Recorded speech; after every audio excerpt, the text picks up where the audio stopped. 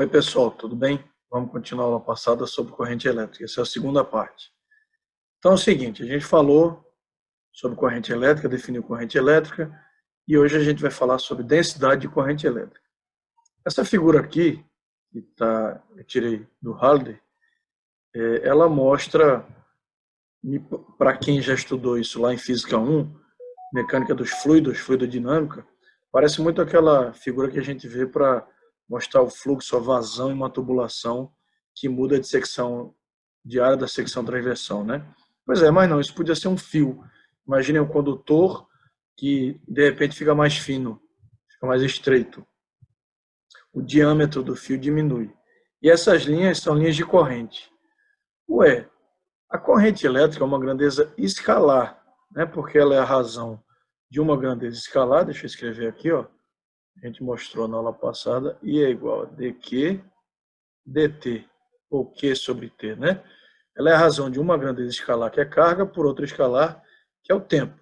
Então, a corrente elétrica é uma grandeza escalar. E tudo que a gente tem visto sobre fluxo até agora, lá em Lei de Gauss, por exemplo, e eu fiz uma comparação com fluxo também na vazão, né, numa tubulação que é um fluxo, a gente estava usando grandezas vetoriais, campos, né? Campo elétrico ou campo de velocidade, no caso de um fluxo relacionado a uma tubulação, fluido passando na tubulação. Mas a corrente é uma grandeza escalar. Pois é, para isso a gente precisa de uma grandeza vetorial para definir esse fluxo. E essa grandeza é justamente a densidade de corrente. O que é isso? O I, que é esse fluxo, é simplesmente a integral dessa grandeza vetorial, que é a densidade de corrente, dA, aquele velho e bom produto escalar que a gente já conhece lá desde Lei de Gauss. A gente sabe que aqui tem um cosseno aqui do ângulo entre esses dois caras. Normalmente, a secção transversal que você está medindo está assim, né? Um corte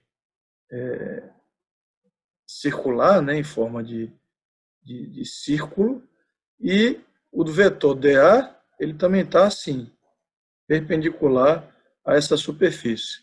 Então, como a corrente, como está aqui nessas linhas de corrente, também está para cá, e esse cosseno θ para resolver esse produto escalar aqui, normalmente vai ser 1, vai dar cosseno de 0. Né? A gente também já discutiu essa possibilidade lá em Lei de Gauss.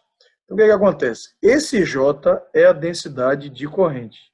Então, a densidade de corrente tem a ver justamente com a quantidade de linhas de corrente que tem numa determinada área da secção do condutor. E aí, se a gente estiver falando em valores discretos, que a gente não se preocupe com a integral, né, que a gente tem essa preocupação de resolver a função, aí eu posso escrever com I como JA, sem nenhum prejuízo, e aí o meu J, que é a minha densidade de corrente, vai ser o I sobre A.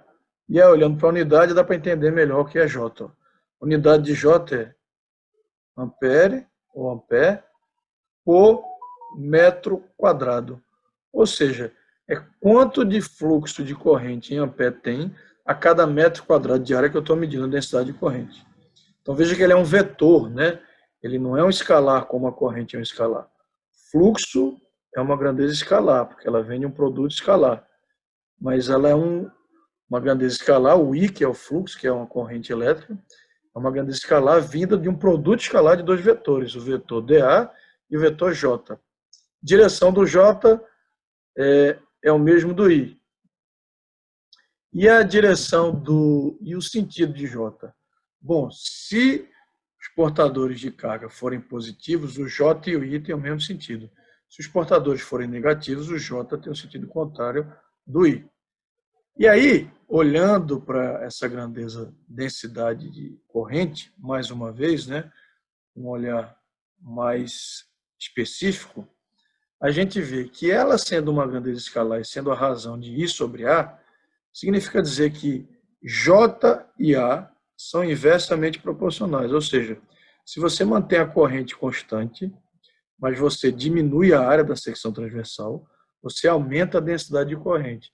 Tem sentido isso, não tem, gente? Se eu diminuo uma área onde está passando um fluxo de corrente elétrica, eu tenho uma densidade de corrente, mais linhas de corrente concentradas naquela área. E essa figura por si só já mostra mais ou menos isso daqui, ó, que eu acabei de falar.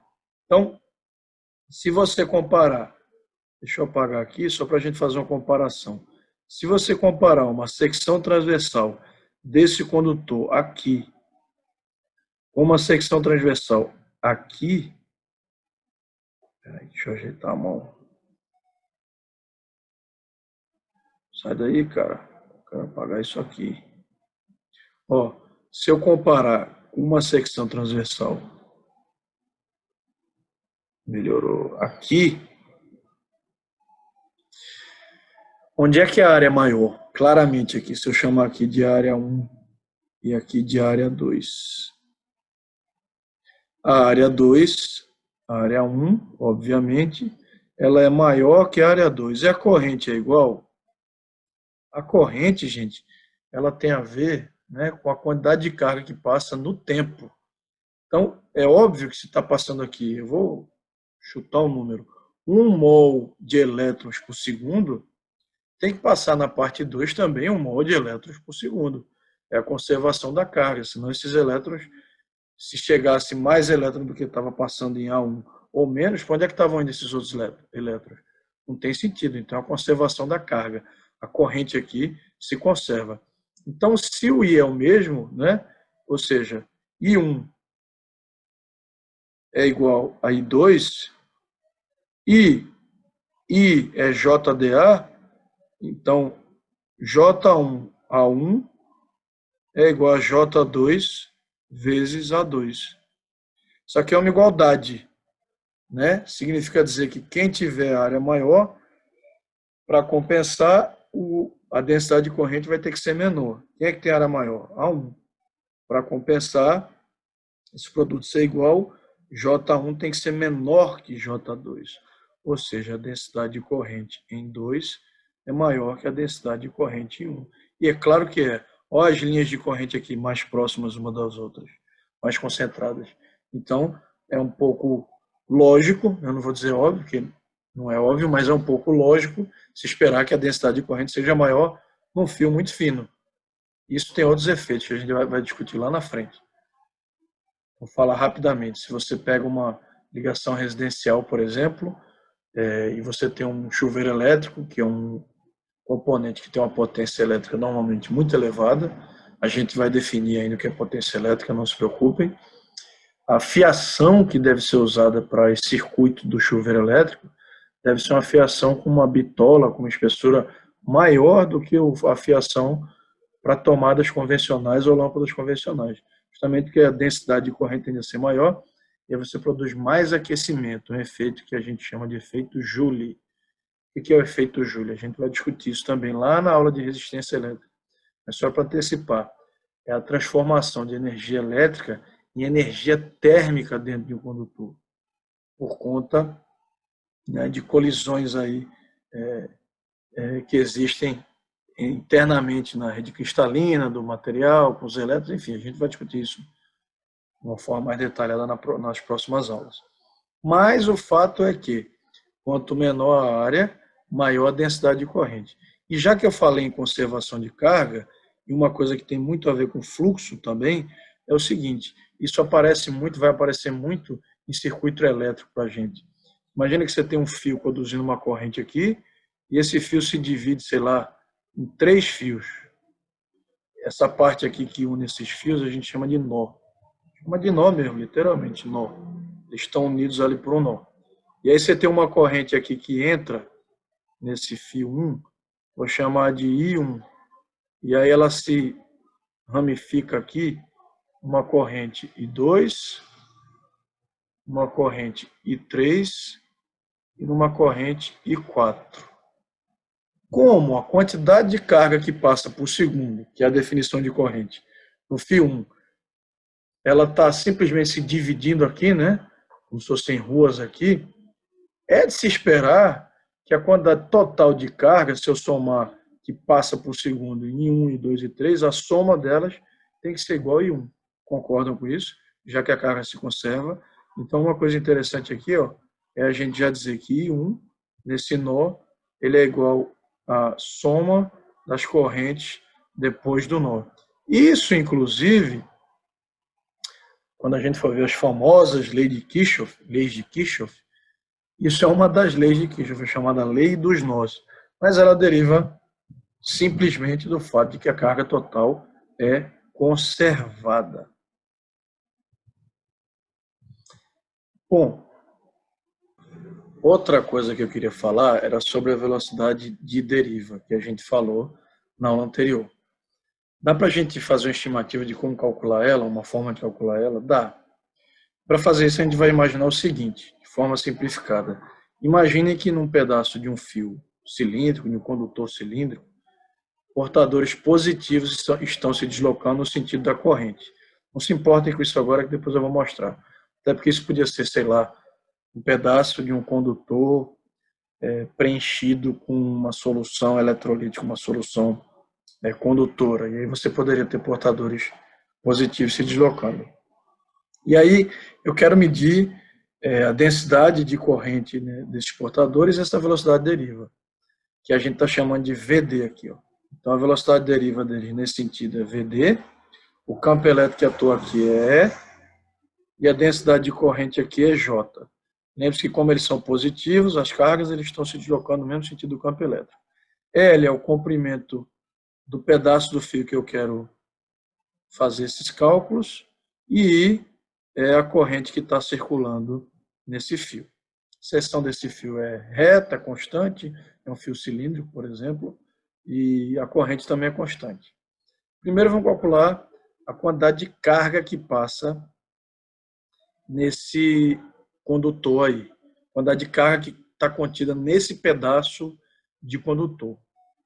Você vai dizer que é igual a N vezes E, né? Pois é, mas aqui tem uma coisinha, eu quero fazer o seguinte. Como eu tenho cargas aí contidas em um volume, que é um volume de um cilindro, é de se esperar que essa quantidade de carga seja proporcional a esse volume desse cilindro. Quem é que lembra como é que se calcula o volume de um cilindro, né? A área da base vezes a altura. A área A da secção e a altura é L. Então, essa carga vai ser proporcional a A e L. O número que tiver aí dentro também é uma coisa importante, essa densidade de cargas. Como é a densidade de cargas em um volume, eu vou transformar isso num N, mas esse N não é aquele N do NE. Esse N é a densidade volumétrica de cargas, eu vou escrever isso aqui. Vezes a carga elementar, né? É o N vezes E. Então, esse N aqui, ó, é a densidade volumétrica de carga. Como é a densidade volumétrica, ela é medida em coulombs por metros cúbicos, né? Ou seja, tem a ver com quantas cargas eu tenho em cada metro cúbico aí desse condutor. Então fica aqui igual a NaL sobre E. Corrente elétrica, por definição, é Q sobre ΔT, né? Então esse Q eu vou trocar por aquele cara ali. Então eu vou ter algo do tipo NaL vezes E sobre ΔT. Não cheguei onde eu quero ainda. Por quê? Porque eu quero colocar a velocidade deriva aí na história. Vamos lá para a velocidade deriva. Considerando que ela é constante, todos os portadores estão se movendo aí com a mesma velocidade VD. Cinemática básica, VD é a distância percorrida pelo tempo, ΔT. Se a gente explicitar ΔT, que eu quero jogar ali, ó, ΔT é L dividido por VD, que é a velocidade deriva. Vou jogar esse cara aqui agora. Ó. Vamos ver como é que vai ficar? Então, vindo para cá agora, ó, o meu I vai ficar NaL vezes E dividido por ΔT, que é L sobre VD.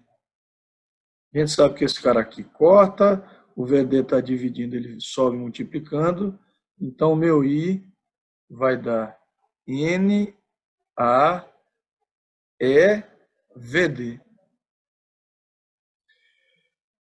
Quero chegar na densidade de corrente aqui. Aí, mostramos agora para vocês que a densidade de corrente J em módulo é a corrente pela área, né? Então, corrente é igual a J vezes A. Vou jogar isso aqui.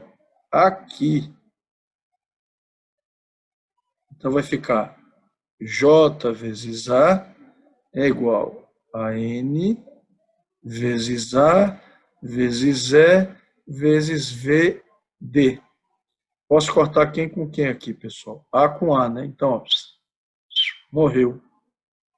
Resultado final. Minha densidade de corrente, ela pode ser escrita como N vezes E. Cuidado que esse N não é o número de portadores, é a densidade volumétrica de carga naquele condutor, vezes a carga elementar, vezes VD. Quem é vetorial aqui? VD, a gente sabe que velocidade é uma grandeza vetorial, e eu falei agora que J também é uma grandeza vetorial. Você já conhece essa operação aqui lá de geometria analítica, da álgebra de vetores, né? Já foi falado para vocês diversas vezes. Isso aqui é um produto de um vetor por um escalar. Não é isso? Quem é o escalar? NE. Quem é o vetor? VD. Significa dizer que J e VD vão ter sempre a mesma direção, mas vão ter sentidos iguais se NE for positivo, olha aí, portadores de carga positivos, e J e VD vão ter sentidos contrários se NE for negativo. A única maneira de NE ser negativo é se o E for negativo, ou seja, eu tiver portadores de cargas negativos. Então é assim que a gente pode fazer uma estimativa da velocidade deriva de portadores de carga em um condutor. Ok? Estamos conversando. Valeu por mais uma aula. Até a próxima aula. Tchau, tchau.